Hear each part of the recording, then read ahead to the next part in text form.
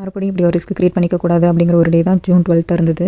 Makeup enquiry பண்ணாங்க. Package detail அனுப்புங்க, பார்த்துட்டு கூப்பிட்றேன்னு சொன்னாங்க. நானும் அனுப்பி வச்சேன் வாட்ஸ்அப்பில். அதுக்கப்புறம் அவங்க சைட்லேருந்து எந்த ரெஸ்பான்ஸும் இல்லாதனால அவங்க கேட்ட அதே டேட்டில் வேறு 2 மேக்கப் நான் புக் பண்ணிட்டேன். ஒன்று விடிய காலம் முகூர்த்த மேக்கப்பும் 11 நலுங்கு மேக்கப்பும் புக் பண்ணிட்டேன்.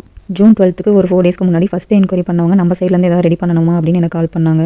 கண்ணு நீங்கள் பேக்கேஜ் டீட்டெயில் அனுப்பி வச்சேன், பார்த்துட்டு அதுக்கப்புறம் எதுவுமே நீங்கள் சொல்லாதனால ஓகே நீங்கள் கேன்சல் அப்படிங்கிற மாதிரி நான் எடுத்துகிட்டு வேறு மேக்கப் புக் பண்ணிட்டேன் அப்படின்னு உங்களுக்கு இன்ஃபார்ம் பண்ணேன். ஓகேக்கா நீங்கள் என்ன டைமில் புக் ஆகிருக்கீங்க அப்படின்னு கேட்டுட்டு அதுக்கப்புறம் அவங்களே டைமிங்கை மாற்றிக்கிட்டு நீங்கள் எனக்கு இந்த டைமில் வந்து பண்ணி கொடுத்துருங்கக்கா, நாங்கள் அட்ஜஸ்ட் பண்ணிக்கிறோம் அப்படின்னு கேட்டதுக்கப்புறம் நானும் ஓகே பண்ணிட்டேன். இவங்க தான் அந்த பிரைடு. நைட்டு வந்து என்கேஜ்மெண்ட் லுக் கேட்டிருந்தாங்க. விடிய காலம் முகூர்த்த மேக்கப்பும் பண்ணி கொடுத்துட்டு சூப்பராக சந்தோஷமாக இங்கேருந்து பெட்டி தூக்கிட்டு கிளம்பியாச்சு. இந்த மேக்கப் கவின் கிஷோர் மண்டபம் நாமக்கல்ல, அடுத்த மேக்கப் சுப்புலட்சுமி மண்டபத்தில் 2:30 மணிக்கு அங்கே போய் ரீச் ஆகிட்டோம். கரெக்டாக பெட்டி தூக்கிட்டு உள்ள போகிறோம். பொண்ணு மாப்பிள்ளையும் ஸ்டேஜ்லேருந்து கீழே இறங்கி வந்தாங்க. பரவாயில்ல கரெக்டாக நம்ம வந்துட்டோம் டைமுக்கு அப்படின்னு சொல்லிட்டு ஹாப்பியாக இருந்த அந்த ஒரு செகண்ட் எங்களுக்கு தெரியல நாங்கள் ஏமாந்து தான் வந்திருக்கோம் அப்படின்ட்டு.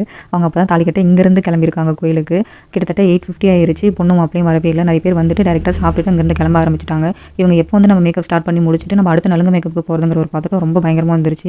தேவையில்லாத வேலை பண்ணிட்டோமோ அப்படின்ற ஒரு நடுக்கம் உங்களுக்குள்ள வர ஆரம்பிச்சிருச்சு.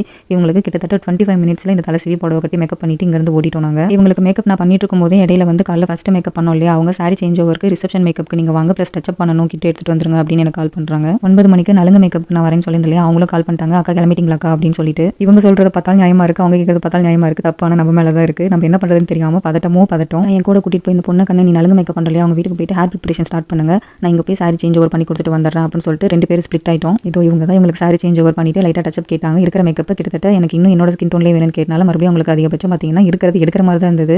அவங்களுக்கு நீட்டாக முடிச்சுட்டு நான் வண்டி எடுத்துட்டு அப்படம் முடிச்சிட்டோம் அப்படின்னு வேகமாக கிளம்பிட்டு இருக்கும்போது நலுங்கு மேக்கப் புக் பண்ணியிருந்தாங்களே அந்த பொண்ணு நானும் ஃபஸ்ட் மீட்டிங்லேயே அவ்வளோ நல்ல ஃப்ரெண்ட்லியாக ஏதோ ரொம்ப நாள் பழகின மாதிரி பேசிக்கிட்டோம். இவங்க தான் அவங்க. அக்கா எங்கக்கா காணோம் அப்படின்னே கண்ணு பொண்ணு வந்திருப்பாங்களா ஹேர் ஸ்டைல் பண்ணுறதுக்கு அப்படின்னே அவங்க வந்துட்டாங்க, உங்களை காண கால் பண்ண அப்படின்னாங்க. கண்ணது வந்துட்டே இருக்கா டச்சப்க்கு வந்திருந்தேன், அவ்வளோதான் கிளம்பிங்க தாண்டா வந்துட்டு இருக்கேன், அப்போ நீங்கள் இன்னும் வரலையா அப்படின்னாங்க. இதோ ஆன் த வேடா அப்படின்னே அவங்க தான் ரூட் சொன்னாங்க. லெஃப்ட் ரைட்டுன்னு ஒன்றா கேட்டு அவங்க வீட்டு வாசலில் போய் இறங்கியாச்சு. உள்ள நுழைஞ்சதும் வேகமாக கண்ணு ஸ்டார்ட் பண்ணலாமாடா அப்படின்னு பேக் வச்சதுக்கப்புறம் வாங்க ஃபஸ்ட்டு சாப்பிடலாம் அதுக்கப்புறம் ஸ்டார்ட் பண்ணிக்கலாம் அப்படின்னாங்க. இல்லடா டைம் ஆயிரும், ஆல்ரெடி லேட் ஆயிடுச்சு அப்படின்னே அதெல்லாம் ஒன்றும் டைம் ஆகாது அப்படின்னு சொன்னாங்க.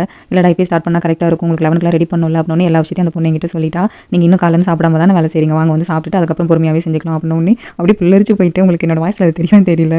சாப்பிட டைனிங் டேபிள் கிட்ட போகும்போது அவங்க மம்மி இருந்தாங்க. அவங்க நம்மளை திட்ட போகிறாங்க அப்படின்னு பயந்துட்டே இருந்தேன். எவ்வளோ நேரம் ஆகிட போகுது, ஃபஸ்ட்டு சாப்பிடுங்க, 10 நிமிஷம் லேட் ஆனால் தான் ஆகிட்டு போகுது அப்படின்னு அவங்க சொல்லிட்டு ஜூஸ் குடிங்க, இல்லைனா காஃபி டீ குடிப்பீங்களா, இட்லியா தோசையா, இந்த மாதிரி வந்து இவங்களோட அம்மா அவ்வளோ கேர் பண்ணி பக்கத்தில் நின்று கேட்டுட்டு பிள்ளைங்களுக்கு இது கொடுக்கலாம் அது கொடுக்கலாம் அப்படின்ட்டு ஏதோ அவங்க வீட்டில் இருக்கிற ஒரு பொண்ணு மாதிரி நம்மளை கவனிச்சிட்டு மேக்கப் அனுப்பி விட்டாங்க.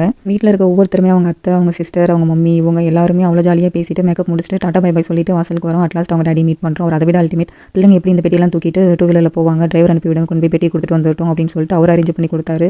நம்ப முடியாத மிராக்கல்ஸ் இது மாதிரி மனுஷங்கள்லாம் இருக்காங்க அப்படின்னு வெளி உலகம் வந்தால் தான் நம்ம ஒருத்தராக மீட் பண்ணால் தான் தெரிஞ்சுக்க முடியும். அவ்வளோ ஹாப்பியாக எல்லாமே எந்த பிரச்சனையும் இல்லாமல் முடிச்சிட்டோம் அப்படிங்கிற ஒரு குஷியோட நானும் ஹேர் ஸ்டைலிஸ்ட்டும் அந்த வீட்டை விட்டு வெளில வந்து பாருங்க பயங்கர ஹாப்பி.